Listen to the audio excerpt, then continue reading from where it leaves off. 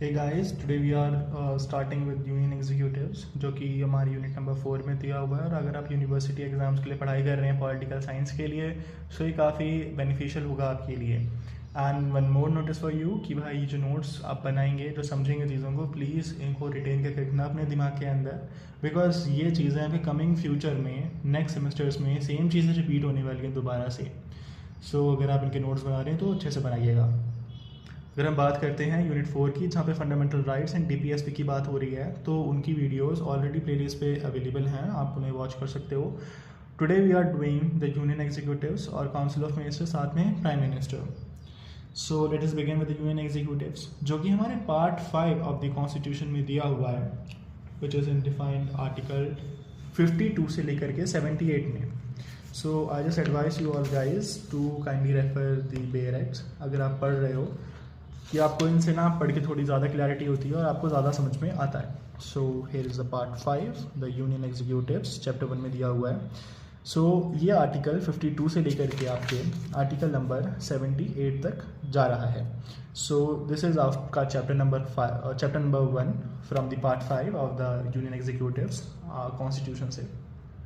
अगर हम मोटा मोटा देखें कि यूनियन एग्जीक्यूटिव्स होते क्या हैं, तो सबसे पहले हमें देखने की ज़रूरत है कि एग्जीक्यूटिव्स क्या होते हैं। तो जितना आपने अब तक 6 क्लास से पढ़ा होगा कि एग्जीक्यूटिव वो होते हैं जो किसी लॉ, किसी पॉलिसीज़ को एग्जीक्यूट करवाते हैं।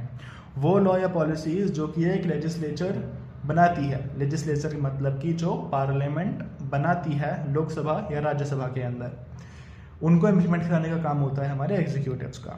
अगर हम देखा जाए तो president, vice president, PM, council of minister, attorney general of India, ये सारे पोस्ट हैं यूनियन एग्जीक्यूटिव्स की। यहाँ पे यूनियन एग्जीक्यूटिव्स की बात हो रही है, सिर्फ इसीलिए हम इन लोगों को ही रेफर करेंगे। अगर सिर्फ एग्जीक्यूटिव्स की बात हो रही होती तो ब्रॉड टर्म में एग्जीक्यूटिव्स बहुत सारी पोस्ट को इंक्लूड किया जा सकता है, पुलिस ऑफिसर्स इंक्लूडिंग। अगर आपने देखा हो तो आपको एक सिस्टम नज़र आया होगा कि यार यहाँ पे थोड़ा बहुत रिलेवेंस नज़र आ रहा है लेजिस्लेचर और एग्जीक्यूटिव्स का साथ में, कि भाई ये पीएम और काउंसिल ऑफ मिनिस्टर तो लेजिस्लेशन के अंदर खुद बैठ के, पार्लियामेंट में खुद बैठ के लॉज बनाते हैं, फिर उसे इम्प्लीमेंट भी कराते हैं। तो यस, यू आर राइट, यहाँ पे ये दो चीज़ें अपना रहे हैं, ये दो रिलेशंस अपना रहे हैं, बिकॉज इंडिया के अंदर जो लेजिस्लेचर है और जो एग्जीक्यूटिव्स है वो काफ़ी क्लोजली इंटरवीन है आपस में।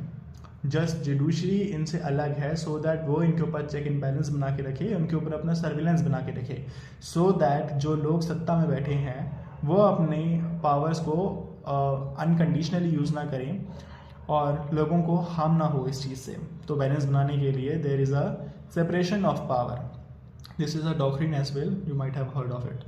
अब हम बात करते हैं देश की, अपने देश की। तो जहाँ पे देखा होगा आपने कि जो सबसे बड़ा हेड है देश का, हेड ऑफ स्टेट, वो होते हैं प्रेसिडेंट। कहीं पे भी जाएंगे साइन होगा हमारे प्रेसिडेंट का। पर जब भी कुछ मेजर काम करना होता है तो आपने सिर्फ पीएम को देखा होगा, प्रेसिडेंट को नहीं देखा होगा। ये बात सही है, बिकॉज जो रियल एग्जीक्यूटिव पावर्स हैं वो हमारे पीएम में वास्ट करती हैं।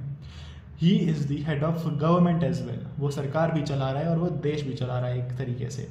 तो इसका मतलब ये हुआ कि जो प्रेसिडेंट है हमारा, वो हमारे नॉमिनल हेड भी हैं। और ये सारी बातें आप अपने इंट्रोडक्शन में लिखेंगे, जब आप आंसर्स फ्रेम कर रहे होंगे, कोई भी इनमें से टॉपिक आ जाता है आपका तो। Now starting with the president, article 52 से बात करना चालू करता है कि देश के अंदर एक प्रेसिडेंट होना चाहिए।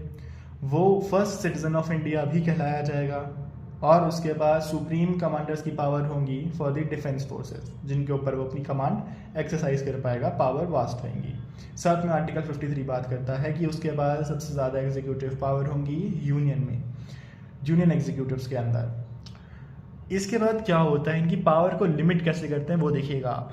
1976 में जब इंदिरा गांधी की सरकार थी, अमेंडमेंट, कॉन्स्टिट्यूशनल अमेंडमेंट 42 लाया गया, जहाँ पे कह दिया गया कि भाई जो भी advice council of ministers president को करेंगे वो प्रेसिडेंट को मानना पड़ेगा बिना कोई क्वेश्चन करे।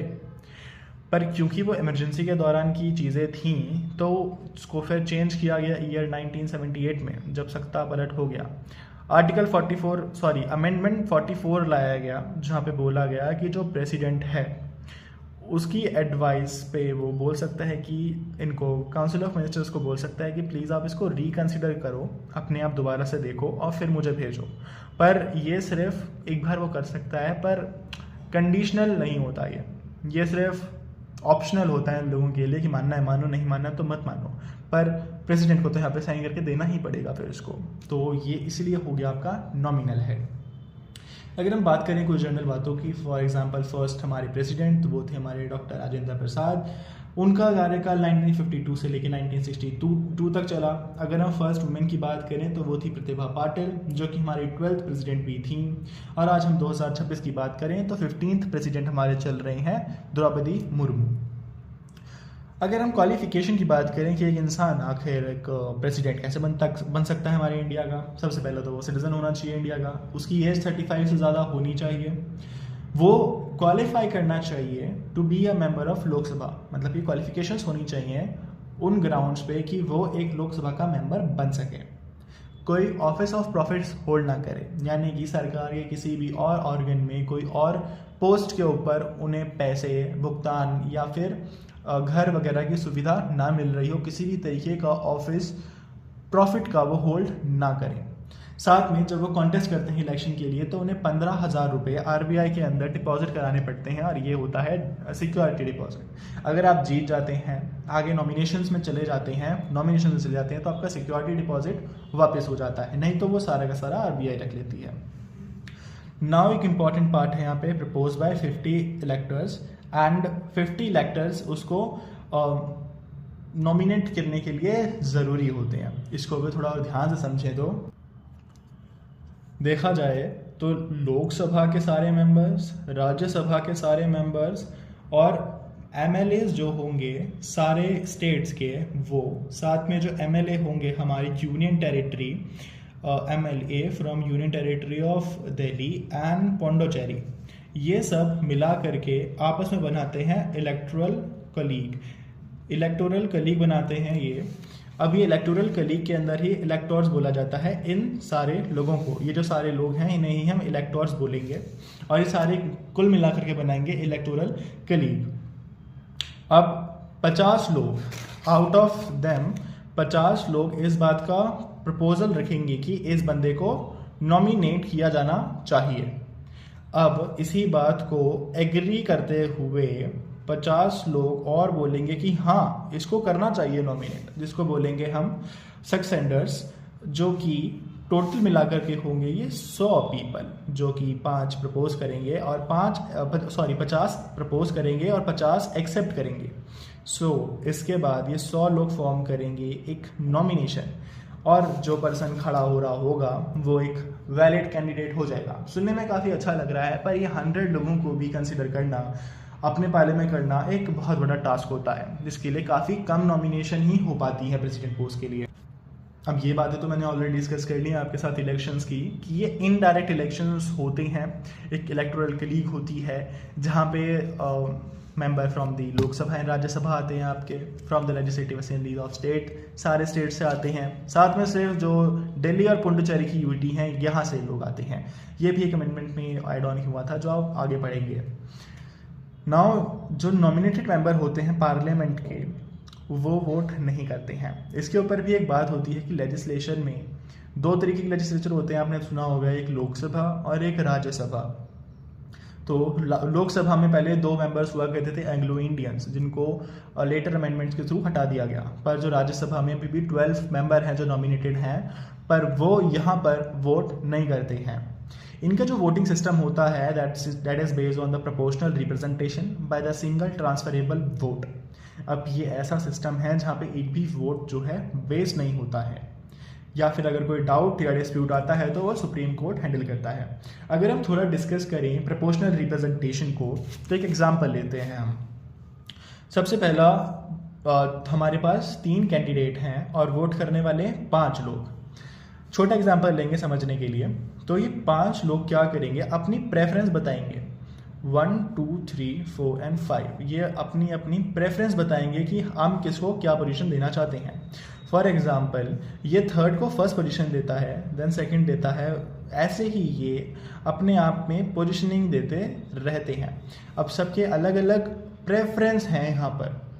फॉर एग्जाम्पल अगर बात करते हैं, जब इनका टोटल देखा जाता है तो 1 को वोट मिलते हैं 2 और 2 को वोट मिलते हैं 3 और हमारे 3 को वोट मिलते हैं 1। तो यहाँ पे क्लियरली पता लग रहा है कि 2 के पास मेजॉरिटी है, तो 2 हमारा आगे जाने के लिए रेडी है।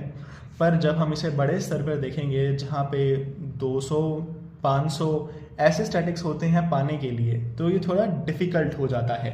जहाँ पे मान लीजिए इसको थोड़ा बड़ा नंबर करते हैं 100, और अगर 1 2 3 की बात करें मेजॉरिटी लाने के लिए इन्हें चाहिए 34, पर इसके पास सिर्फ 25 हैं, इसके पास 30 हैं और इसके पास 10 वोट्स हैं।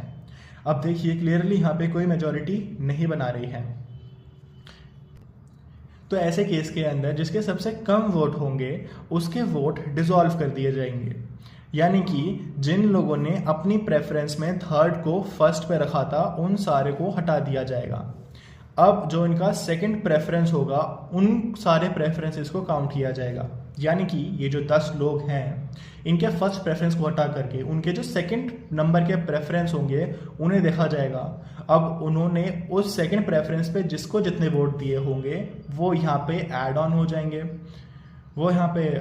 जाएंगे, और जो उसका फाइनल आएगा उसके बाद ये अपनी मेजॉरिटी बना सकते हैं और ये एलिजिबल हो जाएंगे अपने आगे के अपने नॉमिनेशन के लिए, और हेंस वो एक प्रेसिडेंट बन जाएंगे। आई होप आपको ये तरीका समझ आया होगा। टर्म ऑफ ऑफिस की बात करें तो 5 साल के लिए होता है। चाहे तो वो रिज़ाइन भी कर सकते हैं एक लेटर लिख के वाइस प्रेसिडेंट को कि हम छोड़ना चाहते हैं। अब जब तक उनका सक्सेसर अराइव नहीं होता है, अपना ऑफिस होल्ड नहीं करता है, तब तक के लिए वाइस प्रेसिडेंट उनकी जगह पे अकाउंटेबल होंगे, उनके कार्यभार संभालेंगे एज अ प्रेसिडेंट, और इन केस ऑफ डाई और रिज़ाइन वाइस प्रेसिडेंट ही संभालेंगे उनको मरने की तादाद पे भी। और अगर ऐसा होता है कि वो मरे नहीं हैं, वो सिर्फ बीमार हैं और बहुत ज़्यादा अनेबल हैं अपने काम करने के लिए, अपनी ड्यूटीज़ परफॉर्म करने के लिए, तो वाइस प्रेसिडेंट जो है वो उनके बिहाफ पे ड्यूटी कर सकता है, पर उस टाइम पे वो एज अ प्रेसिडेंट काम नहीं करेगा, वो वाइस प्रेसिडेंट ही काम करेगा। यहाँ पे वो एज अ प्रेसिडेंट काम कर रहे थे, पर यहाँ पे प्रेसिडेंट जिंदा है, अपनी पोस्ट पे है, तो वो एज अ वाइस प्रेसिडेंट ही काम करेगा फॉर द प्रेसिडेंट। अगर बात कर लिया जाए कि भाई दोनों ही नहीं है, ना प्रेसिडेंट है हमारे पास ना वाइस प्रेसिडेंट है कंट्री में इस टाइम पे, और वेकेंट पड़ी है दोनों की सीट, तो ऐसे टाइम पे जो हमारा CJI होगा, यानी कि जो सुप्रीम कोर्ट का हमारा चीफ जस्टिस होगा, वो यहाँ पे एज अ प्रेसिडेंट रूल करेगा। अगर चीफ जस्टिस भी नहीं है तो भाई सबसे जो हाईएस्ट, तो जो सबसे सीनियर मोस्ट जज होगा सुप्रीम कोर्ट का, वो एज अ फंक्शन करेगा प्रेसिडेंट हमारा। अब इनको हटाने के लिए इम्पीचमेंट करना होता है। अब इम्पीचमेंट का प्रोसेस क्या है, वो आर्टिकल 60 नंबर 1 में दिया हुआ है हमको, जहाँ पे होता है कि अगर कोई प्रेसिडेंट वॉयलेशन करता है हमारे कॉन्स्टिट्यूशन का, तो उनके खिलाफ एक रेजोल्यूशन लाया जाता है, किसी भी हाउस में लाया जा सकता है पार्लियामेंट के, जहाँ पे वो इंट्रोड्यूस किया जाता है, जिसके बाद 25% ऑफ जो मेंबर्स हैं उसको बोलते हैं कि हाँ ठीक है ये रेजोल्यूशन सही है, तो उसके बाद 14 दिन का नोटिस पीरियड दिया जाता है हमारे प्रेसिडेंट को। नोटिस देने के बाद 2/3 ऑफ मेजॉरिटी की स्ट्रेंथ से हाउस में पास कर दिया जाता है रेजोल्यूशन। अब जब ये पास हो जाता है पहले हाउस में, अब ये जाता है दूसरे हाउस में, जिसे हम इन्वेस्टिगेटिंग हाउस भी कहते हैं। इन्वेस्टिगेटिंग इसीलिए बिकॉज यहाँ पर ये एक कमेटी कॉन्स्टिट्यूट करता है, कमेटी बनाता है जो सारे एलिगेशंस को इन्वेस्टिगेट करता है, और फिर नतीजे पर आता है कि हाँ भाई इन्होंने गलत किया है या इन्होंने गलत नहीं किया है। पर इस टाइम पे प्रेसिडेंट का ये राइट होता है कि वो अपने आप को डिफेंड कर सके with the help of attorney. अपनी मर्जी का कोई भी अटॉर्नी होगा वो इसको डिफेंड कर सकता है प्रेसिडेंट को। अगर रेजोल्यूशन पास हो जाता है विद 2/3 ऑफ मेजॉरिटी, तो इसका मतलब ये है कि जो हमारा प्रेसिडेंट है वो इम्पीच कर दिया गया है। हालांकि ये बहुत ज़्यादा डिफ़िकल्ट प्रोसीजर है और आज तक इतिहास में कोई भी इम्पीच नहीं हुआ है देश के अंदर। Now the last part is the power of the president. देखा जाए तो काफ़ी सारी पावर हैं। सबसे पहला तो हम एग्जीक्यूटिव की बात कर लेते हैं। जो भी काम होगा वो नेम ऑफ प्रेसिडेंट के अंदर ही होगा।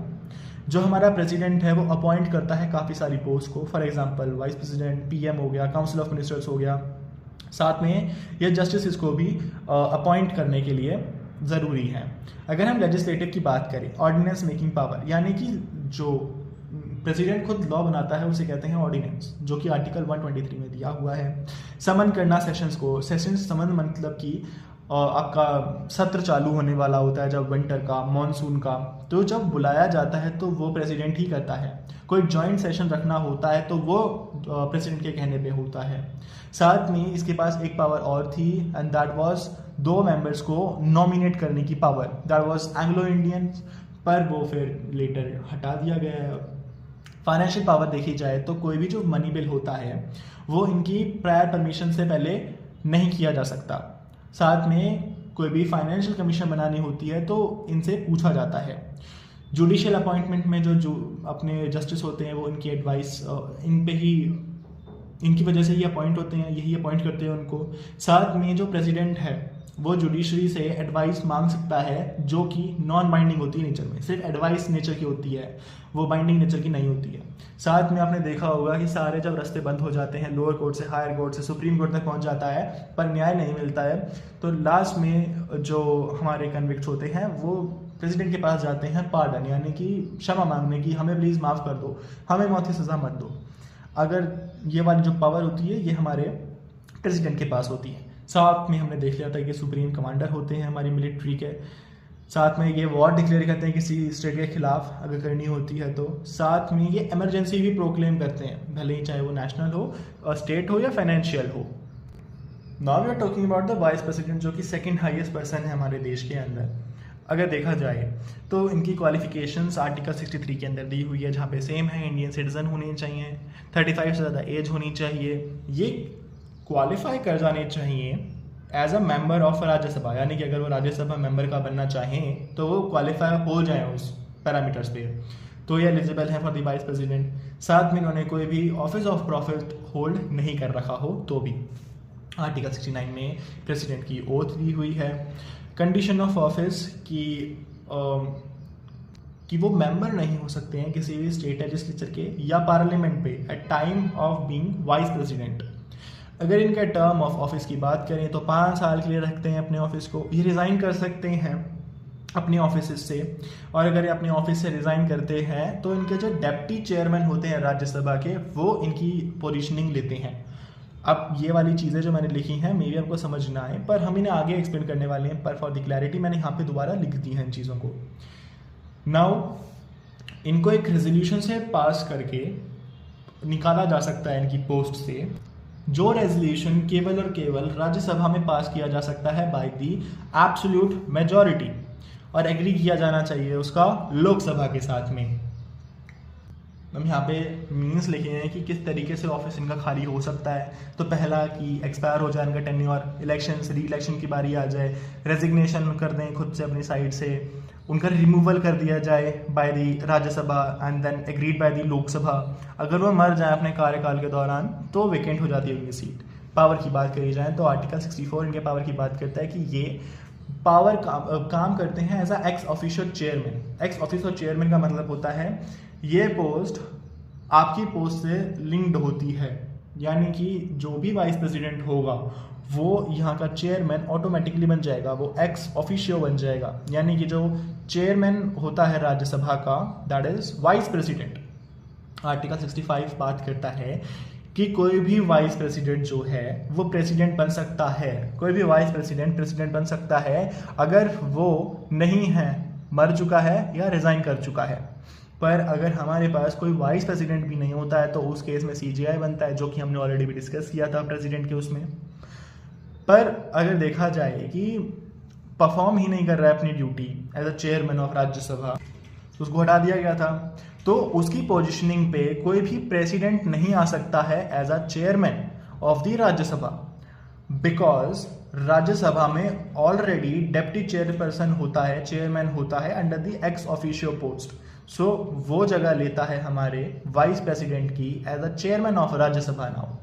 अगर हम थोड़े फैक्ट्स की बात करें तो फर्स्ट हमारे VP थे, वाइस प्रेसिडेंट थे श्री सर्वपल्ली राधाकृष्णा, और जो आज की बात करें तो हमारे CP राधाकृष्णा हैं। आप थोड़ा देख सकते हैं यहाँ पे नेम सेम है, और ये हमारे 15th नंबर के वाइस प्रेसिडेंट हैं। अगर हम इलेक्शंस की बात करें तो इनका इलेक्शन भी सिंगल ट्रांसफरेबल वोट की वजह से ही होता है, प्रोपोर्शनल रिप्रेजेंटेशन होता है इसमें भी। इलेक्टेड और नॉमिनेटेड मेंबर्स जो राज्यसभा के हैं वो दोनों ही इसमें पार्ट करते हैं, यानी कि राज्यसभा के जो 12 नॉमिनेटेड मेंबर्स प्रेसिडेंट के इलेक्शंस के दौरान नहीं कंसिडर किए गए थे, वो यहाँ पे कंसिडर करे गए हैं। और अगर कोई भी डिस्प्यूट अराइज होता है तो वो देखा जाता है बाय हमारी सुप्रीम कोर्ट। विद दिस हम कम आते हैं अब हमारे प्राइम मिनिस्टर के ऊपर। प्राइम मिनिस्टर को अगर देखा जाए तो हमें काउंसिल ऑफ मिनिस्टर को ध्यान में रखते हुए ही लिखना चाहिए, बिकॉज ये दोनों मिला करके गवर्नमेंट बनाते हैं। प्राइम मिनिस्टर अकेले काम नहीं कर सकता है। तो अगर आपको कोई भी क्वेश्चन आता है रिगार्डिंग प्राइम मिनिस्टर या काउंसिल ऑफ मिनिस्टर्स, सो दोनों चीज़ों को साथ में लेके चलना और साथ में लिखना, बताना कि दोनों एक ही चीज़ हैं और ये हेड ऑफ द स्टेट हमारा पीएम ही रहेगा। पर अगर अपॉइंटमेंट की बात करें तो आर्टिकल 75 इसकी बात करता है कि प्रेसिडेंट अपॉइंट करता है प्राइम मिनिस्टर को और काउंसिल ऑफ मिनिस्टर दोनों को। साथ में जो रियल एग्जीक्यूटिव हेड है हमारी कंट्री का, यानी कि जो एग्जीक्यूट करवाने में हेल्प करता है, वो हमारा पीएम ही रहेगा। प्रेसिडेंट जो है वो एक पॉलिटिकल पार्टी जो कि मेजॉरिटी में आ चुकी है लोकसभा के लीडर को अपॉइंट करता है। पर भाई अगर ऐसा केस देखा जाए कि जहाँ पे कोई मेजॉरिटी आ नहीं रही है, पर दो पार्टीज बोल देती हैं कि यस हम आकर के साथ में एक मेजॉरिटी फॉर्म कर लेंगे, तो ये डिस्क्रिशन होता है प्रेसिडेंट का कि उनको अपॉइंट कर लें एज अ प्रेसिडेंट और as a prime minister, sorry prime minister appoint कर लें उनको। पर लेटर अपॉइंट होने के बाद भी उनको दिखाना पड़ता है उनका कॉन्फिडेंस इन द लोकसभा, उनको अपना कॉन्फिडेंस दिखाना पड़ता है। कॉन्फिडेंस का मतलब है यहाँ पर कि हाँ उनके पास मेजॉरिटी ऑफ द सीट है लोकसभा के अंदर कि वो अपनी फॉर्म कर सके गवर्नमेंट। इसको यहाँ पर कहते हैं कॉन्फिडेंस। इसका मतलब हिम्मत वाला कॉन्फिडेंस नहीं है। Then we come to the term of office. यहाँ पे प्लेजर ऑफ प्रेसिडेंट का जो एक टर्म लिखा हुआ है, इसका मतलब ये नीचे क्लियर किया हुआ है। इसका मतलब ये है कि जब तक लोकसभा के अंदर वो एक लो कॉन्फिडेंस मोशन फील नहीं करते तब तक वो अपनी पोजीशन पे बनाए रख सकते हैं। पर जैसे ही उन्होंने अपना कॉन्फिडेंस यानी कि मेजॉरिटी लोकसभा में लूज कर दी, लोगों के विश्वास कम होने लगा, तो वैसे ही ये सरकार हमारी डूब जाएगी और प्रेसिडेंट से अपने मन से रिमूव नहीं कर सकते। कॉन्फिडेंस का लोकसभा में एक बहुत बड़ा रोल होता है। This confidence is having a major role in the Lok Sabha while forming a prime minister and council of minister, या फिर किसी की भी सरकार बनाना। तो इस तरीके से कहा जाता है कि ये प्लेजर ऑफ प्रेसिडेंट है। Now if we talk about the last topic which is Council of Ministers, जो कि सेम ही था obviously, this is a sub point of a Prime Minister if we are talking about। ये Prime Minister जो है उसमें बहुत बड़ा role खेलते हैं। कैसे खेलते हैं हम डिस्कस करेंगे। सबसे पहला इनका अपॉइंटमेंट भी प्राइम मिनिस्टर के जैसे ही प्रेसिडेंट करवाता है। इनकी कलेक्टिव रिस्पॉन्सिबिलिटी होती है। इन collective responsibility in the sense ये बहुत सारे मिनिस्टर्स होते हैं जो काम करते हैं प्राइम मिनिस्टर के अंडर। प्राइम मिनिस्टर क्या करते हैं, इन सबको पोर्टफोलियो डिस्ट्रीब्यूट करते हैं जिसमें अलग अलग डिपार्टमेंट इनको दिए जाते हैं। माइनिंग का दिया, रेलवे का दिया, एविएशन का दिया। ये सारे पोर्टफोलियोज सारे मिनिस्टर्स में डिवाइड किए जाते हैं। अब जो पीएम है इन मिनिस्टर्स को रिजाइन करने के लिए भी बोल सकता है। ऑन दी प्रेसिडेंट को भी बीच में घसीट सकता है ताकि वो मिनिस्टर्स को निकाल सके। तो ये इतना कंट्रोल रखता है अपने मिनिस्टर्स के ऊपर कि उनको रिजाइन करवा दे या फिर प्रेसिडेंट को ऐसा एडवाइस करे कि इनको निकाल दो हमारी मिनिस्ट्री से। पीएम अगर रिजाइन करता है कहीं का भी तो भाई सारे के सारे काउंसिल ऑफ मिनिस्टर को रिजाइन करना पड़ता है, because head of the state कौन है, हमारा प्राइम मिनिस्टर। तो ज़्यादा पावर हमारी प्राइम मिनिस्टर के पास है, तो जैसा प्राइम मिनिस्टर चाहेगा काउंसिल ऑफ मिनिस्टर्स को वैसा करना पड़ेगा। अगर हम बात करें पावर्स ऑफ प्राइम मिनिस्टर की तो एक्स ऑफिशियल चेयरमैन है। एक्स ऑफिशियल का मतलब मैंने अभी आपको बताया था कि उस पोस्ट पे, पीएम की पोस्ट पे जो भी कोई होगा वो चेयरमैन होगा हमारा नीति आयोग का। देन प्रेसिडेंट जो है कंसल्ट करता है पीएम को समन करने के लिए पार्लियामेंट, यानी कि यहाँ पे पीएम जो है ये एडवाइस करता है प्रेसिडेंट को कि अब आपको ना सत्र बुला लेना चाहिए मानसून का, आपको विंटर वाला सेशन बुला लेना चाहिए पार्लियामेंट का। विद दिस पीएम जो है एडवाइस करता है प्रेसिडेंट को काउंसिल ऑफ मिनिस्टर अपॉइंट करने के टाइम पे। सो देखो भाई पीएम यहाँ पे कितना बड़ा रोल खेल रहा है। वो चाहे तो तुम्हें निकलवा दे, वो चाहे तो तुम्हें अपॉइंट करवा ले। पीएम एडवाइस करता है काउंसिल ऑफ मिनिस्टर्स को कि वो प्राइम मिनिस्टर के साथ में काम करें, कोऑर्डिनेट करें और एक अच्छा काम करें। साथ में पीएम प्रेसिडेंट से पूछता है, या पूछता क्या, उसको बोलता है कि भाई तू इमरजेंसी लगा, मेरे को इमरजेंसी चाहिए, तो इमरजेंसी लागू कर। प्राइम मिनिस्टर एडवाइस करता है प्रेसिडेंट को अटॉर्नी जनरल के अपॉइंटमेंट के दौरान भी कि हाँ ये वाला बंदा अच्छा है, ये अपना काम करेगा, सो इसको अपॉइंट कर लीजिए आप। लास्ट में छोटा सा डिफरेंशिएशन भी देख लेते हैं, बिकॉज अभी हमने डिस्कस किया कि कैसे काउंसिल ऑफ मिनिस्टर जो है वो प्राइम मिनिस्टर के साथ साथ काम कर रहे हैं, दोनों के बीच में कोऑर्डिनेशन बढ़िया है। अब देखते हैं दोनों के डिफरेंशिएशंस में क्या हो सकता है। तो डिफरेंशिएशन के फंक्शनिंग में होगा, कंपोजिशन में तो मैंने आपको बता ही दिया। सबसे पहला तो पॉलिसी बनाने का काम होगा पीएम का, पॉलिसी को फॉर्मुलेट करने का काम होगा हमारे काउंसिल ऑफ मिनिस्टर्स का। फॉर्म करेगा ये गवर्नमेंट को और ये एडमिनिस्ट्रेशन करेगा सारे काम की। ये लीडर होगा लोकसभा का और ये फाइनेंशियल फंक्शंस और A to Z जितने भी फंक्शंस होंगे वो ये संभालेंगे। ये मेंबर हमारा जो है फॉरेन अफेयर्स भी देखेगा और ये केवल एडवाइस कर सकते हैं प्राइम मिनिस्टर को कि सर आप ये कर लो, सर आप वो कर लो, हम ये भी कर सकते हैं, हम शायद वो भी कर सकते हैं। इनके लेजिस्लेटिव फंक्शन ज़्यादा होंगे, इनके पोर्टफोलियोज डिवाइडेड होंगे इनके अंदर, और इसका सारा काम इसके ऊपर ही होगा जो डिवाइड करके ये इनको दिया जाएगा। तो देखा जाए तो दोनों मिला करके एक गठजोड़ पैदा कर रहे हैं, एक कलेक्टिव रिस्पॉन्सिबिलिटी अपने कंधों पे ले रहे हैं, तभी जाके इनकी सरकार टिकी हुई है, बिकॉज इनके बीच में कोऑर्डिनेशन है, फंक्शन करने की चाह है, एक ज़ील है, और दैट्स वाई ये एक फॉर्म गवर्नमेंट करते हैं और ये बेसिकली इसको अपना लीडर मानते हैं। With this we are complete with the unit 4। Thanks for watching.